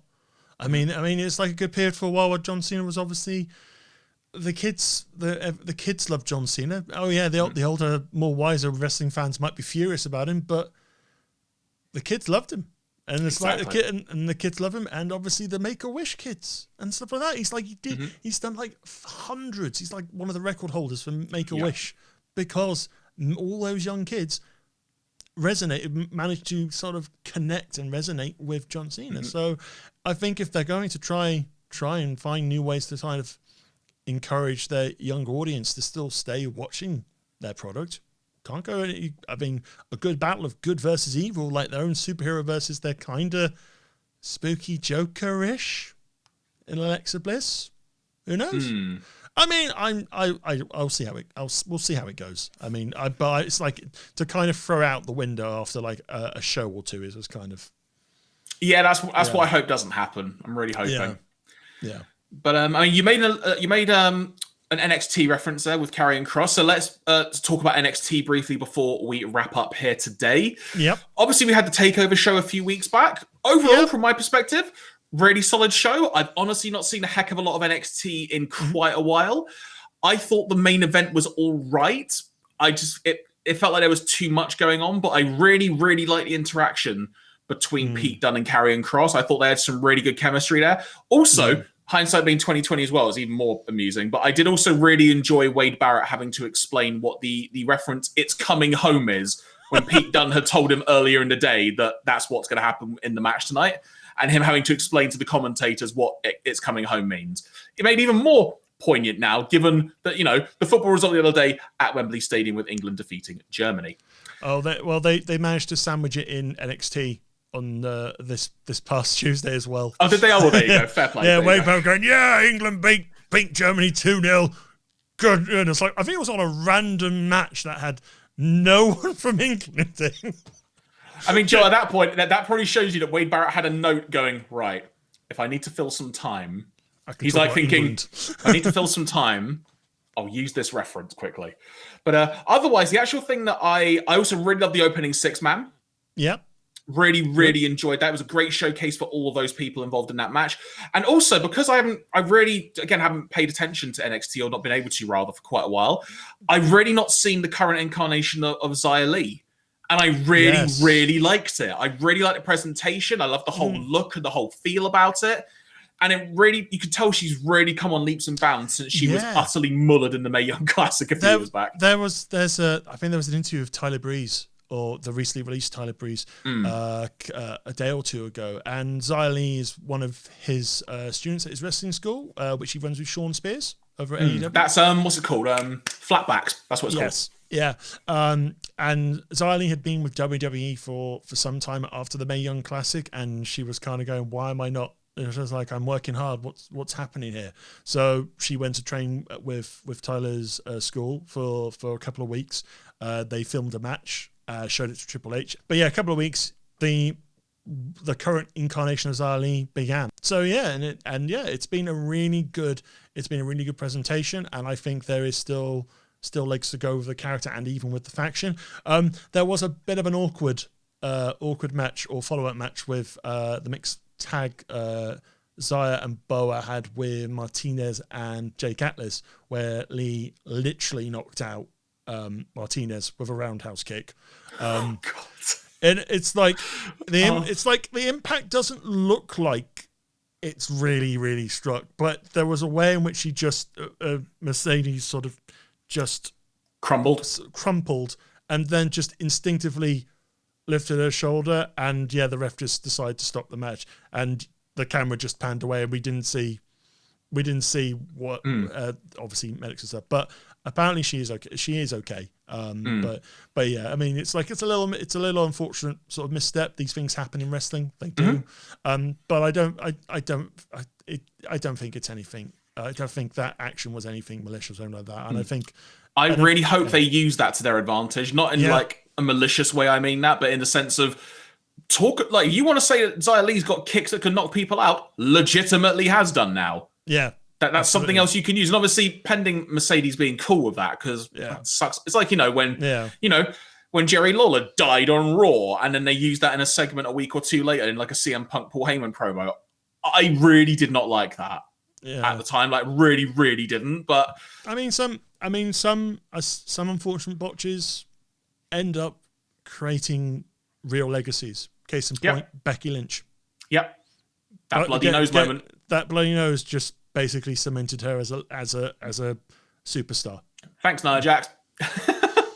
It was Nia, wasn't it? I seem to recall. Yeah, it was Nia. Yeah, it was like the latest erratic sort of move that she'd done, because I think she has this sort of mini kind of file effects of unfortunate botches or instances, which is not pretty to see, but they have them again with wrestling. It happens when people say wrestling is fake. Yeah, the storytelling aspect can be, but they are literally doing the stuff in the ring. It's not like there's wires or anything like that. So when someone is legitimately knocked out or they have broken something, it's real. It is still real. Yeah. And it sucks. Always sucks. It really does.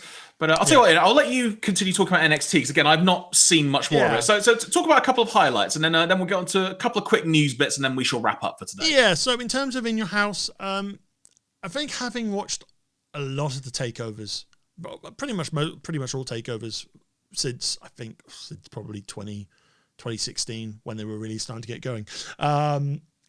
It's not probably one of the best takeovers. It's not, because takeovers set such a high bar of quality in the ring and even sort of really good ring storytelling moments.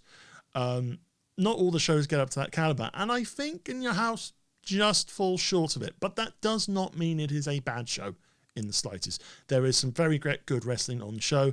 I think Cameron Grimes versus LA Knight was probably the story match of the night. Yeah, actually, I forgot to mention that. I really love that match. It's like, the fact is they didn't go crazy with ladders. They kind of used them sporadically, and it kind of built to the climax. And it's like, that's really good. What? Except for the one part where he like did like, okay, there is that, but also the one part where like LA Knight dropped Cameron Grimes on the side of a ladder, like in the corner. Yeah, and it looked like instant doom. But otherwise, there you go. I mean, try to make the ladder attacks look lethal, I guess. Then yes, we have the solid gold ladder at the top, which I think where the commentators said, "Oh, that weighs a ton," and then Cameron Grimes just goes, "Yoink!" It's like, oh, it's gold plated. I think it was. Yeah, but that I think out of the matches, I think with the main event, the 5-way, a lot of bits and pieces inside the ring are really, really good. I think there was one genuine moment I honestly believed Pete Dunne was winning that belt, because it was like he hit the bare end. I don't know if it was on Cross or someone else, but he hit the bare end, and I just thought, shit, he's going to win it. And then it didn't happen. So at the moment, it doesn't look like Dunne Cross is the way they're going, judging from the last couple of weeks of NXT TV. But no, I think, a majority of the matches were still pretty entertaining, and I think NXT is starting to grow back into something that is legitimately a very, very good all-round wrestling product. I mean, the following shows, things just got stronger. I mean, Samoa Joe's back as the enforcer for Regal, and it's just fun to see Joe back on TV, but also just being a badass. I mean, the first episode he's back, Cole and O'Reilly are just squabbling and fighting in like the locker room area or in the backstage area, and obviously Joe can't get involved unless he's provoked. He just gets lightly nudged by Cole. Is that right? Clutch. Yeah, it's exactly like they did around 2003 with Stone Cold Steve Austin and Eric Bischoff when they were, I think it was co-Raw GMs. Yeah. And it was like the storyline was, Austin, you can't physically touch you can't touch anyone unless you're physically provoked. And then someone would like just tap like a finger on him, and he'd be like, "Oh no, you didn't!" Stunner. Yeah, so there's that.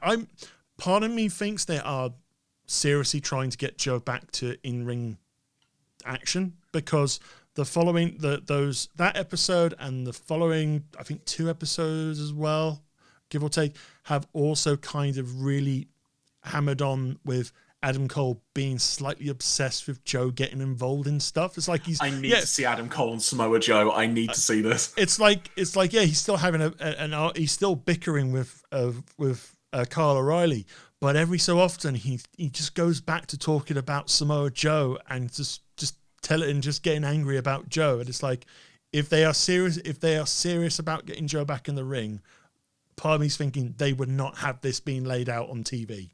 So it's kind of like literally when Adam Cole's being choked out. Yeah, as well. So possibly, maybe not this summer, but maybe towards the end of the year. Yeah, oh, if we get Joe versus Cole, that's gonna. That's the good stuff. In terms of the NXT title picture, it looks very likely it's going to be Gargano versus Cross at some point. More than likely, this is where Cross is losing the belt, because I think it's a no-brainer. He is definitely going to main roster. You could say it's the way to the main roster.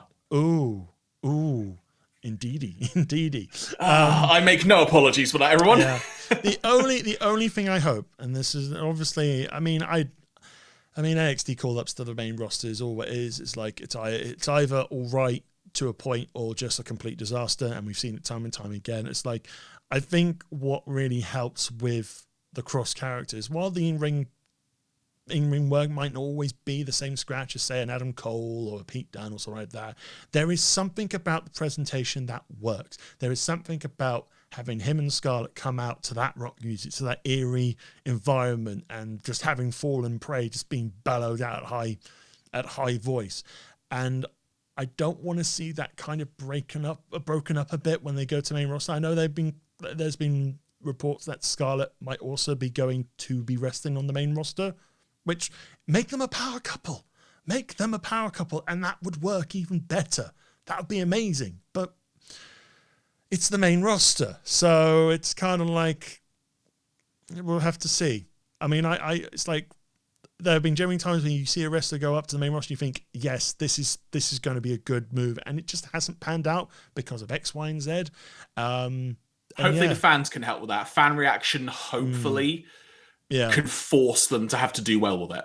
Yeah, because I think the other absolute certain call-up is Bronson Reed, because he has just lost the NXT North American title to Swerve. Oh, really? I didn't realize that. I didn't hear that, sorry. Yeah, main event of the recent episode of NXT, Swerve goaded Reed into putting the belt up on the show at the end of the episode. Hit Row got involved with shenanigans. Swerve's awesome. But the fact is, the Hit Row faction is pretty good. Yep. It's like the moment they kind of arrived and they just popped out and they just had this one promo. It's just like, oh, these guys know what they want, and they're kind of they're we know them as characters already. They are going to be quite powerful, and it's like, just strap a rocket to them and let them fly. Give them the tag team belts as well eventually. I mean, MSK versus Ciampa and Thatcher at American Bash is going to be very good. It's so good. There was a really good promo between them on the. When's American Bash? Sorry, again. Next Tuesday. It's a team. This coming. All right, we'll talk about that next time then for sure. Yeah, I'm up for seeing that. Yeah, I'll be quick on this. It's basically there's a really good ring promo where they're just sat on their chairs. Obviously, Ciampa and Thatcher have been doing their sort of chair thing, but they just sit there and they just kind of talk. They kind of talk their stuff. And Ciampa has a great word of saying, "I make belts feel relevant, and basically I make whatever belt that I have feel relevant in this brand." And there comes a moment, I can't remember which one of it. I don't know which name it is from MSK, but one of them just slaps him. And Ciampa doesn't sell it. He just stands there, and it's like, you think all hell's about to break loose, but he just sort of calms down Thatcher, and just kind of goes, no, whoa, no, we're not doing this. And all Ciampa just says, you had your free shot.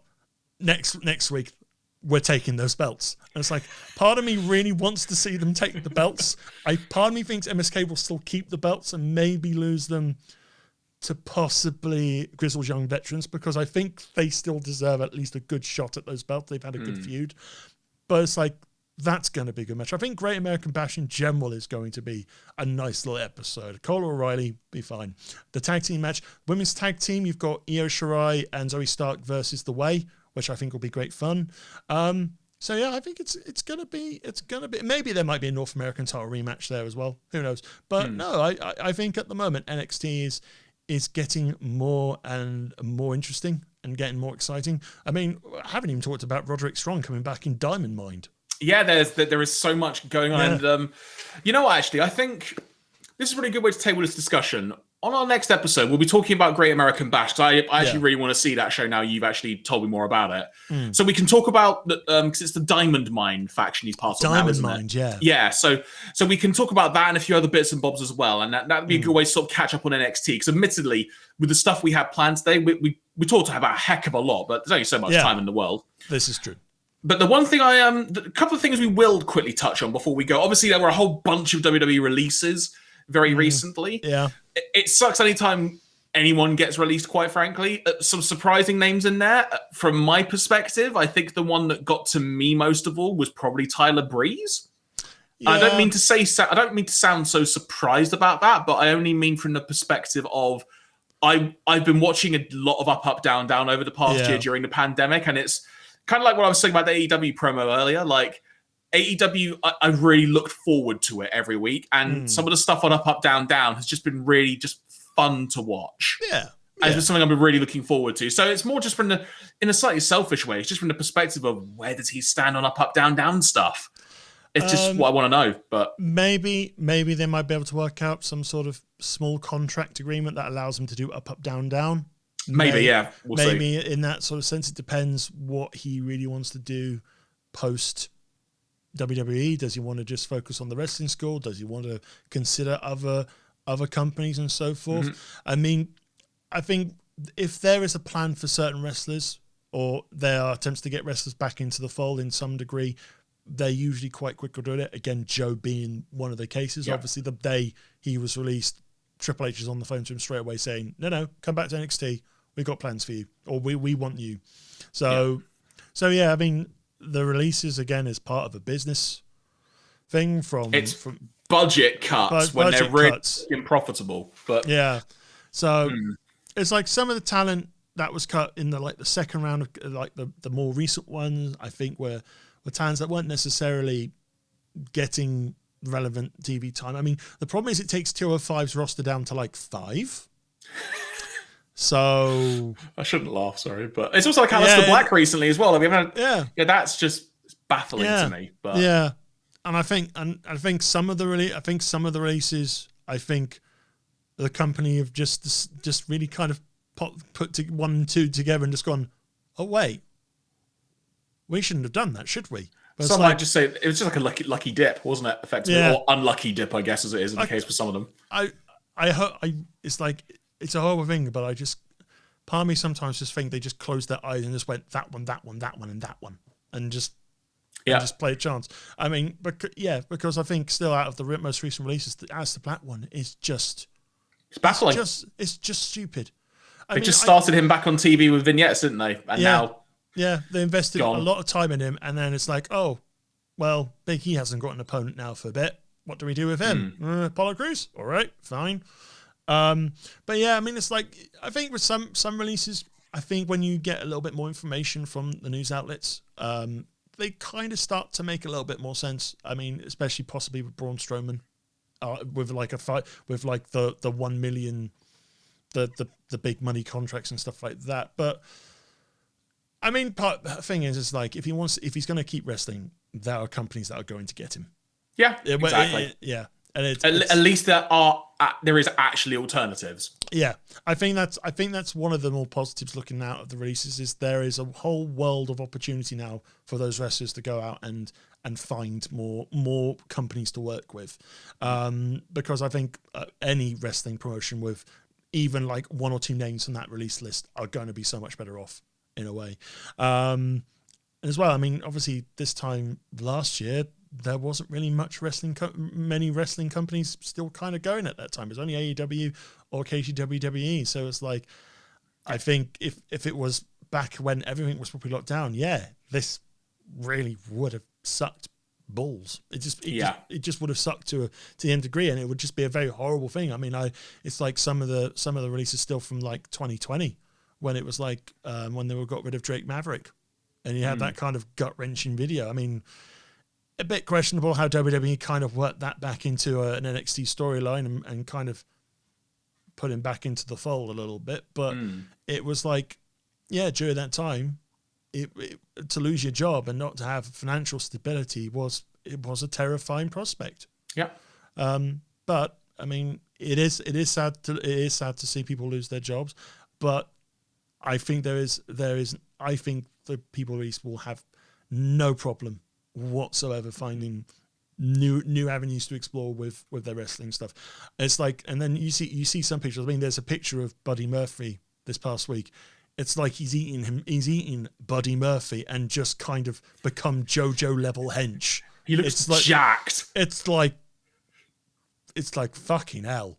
It's like fair play, mate. That's what I say. Yeah, you know.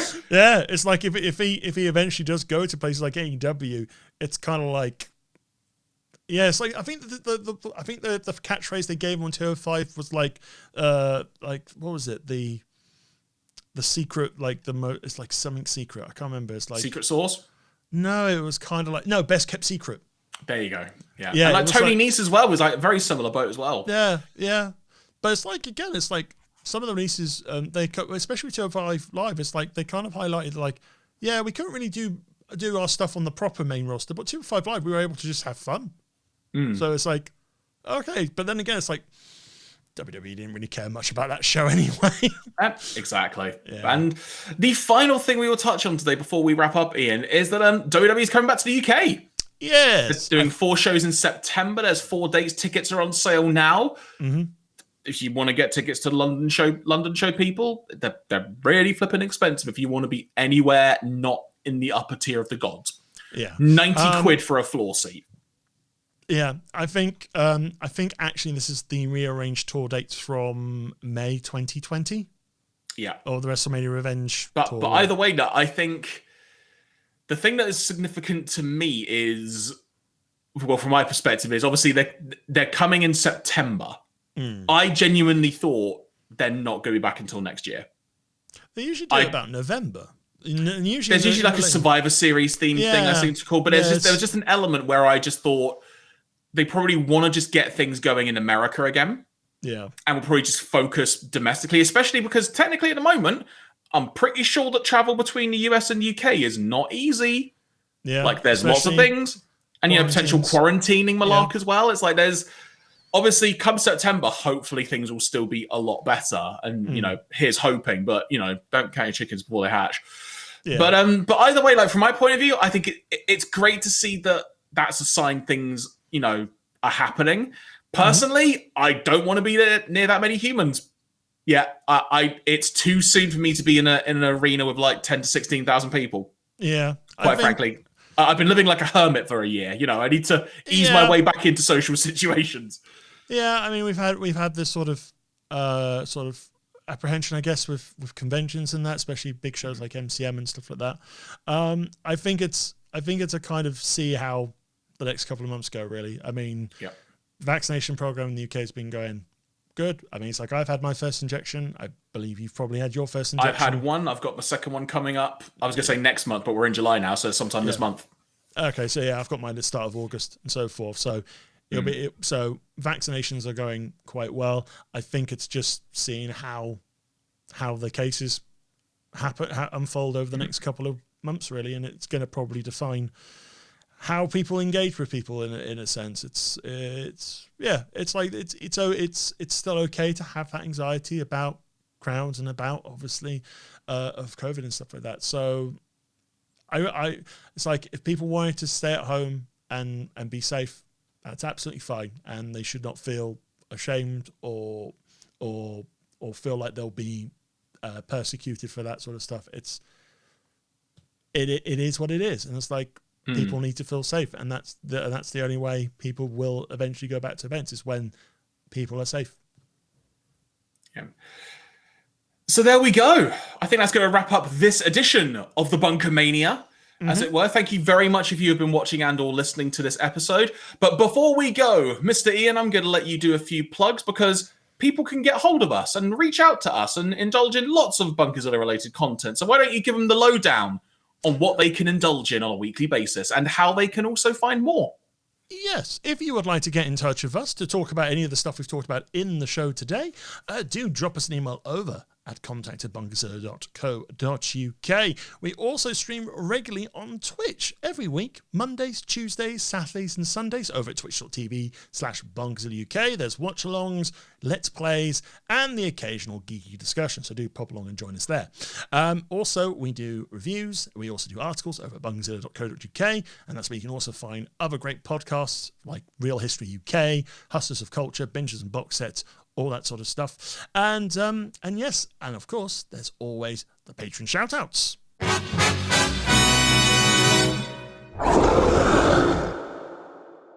And a big thank you to our Golden Monster tier supporters, Harriet, aka Manga Girl, and Loco is Great. Thank you so much for your ongoing support on the Golden Monster tier. Now, a Patreon membership at patreon.com/BunkaZillaUK gives you early access to shows like this one, like BunkaMania, like Film Raw. You get them early before general release, and you can support us for as little as £1.50. So patreon.com/BunkaZillaUK is the place to go.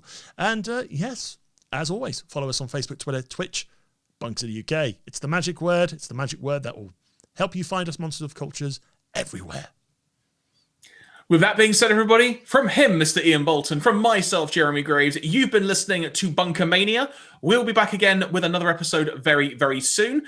Do let us know if you have any comments, thoughts, or feelings on what we have said today, if you want, or if we've done anything wrong, as it were. Feel free to correct us, because I'd love to hear from you, quite frankly, and let me know if I've done something wrong. And if you enjoyed the Name That Pay-Per-View game, let us know. We might do something similar in the future.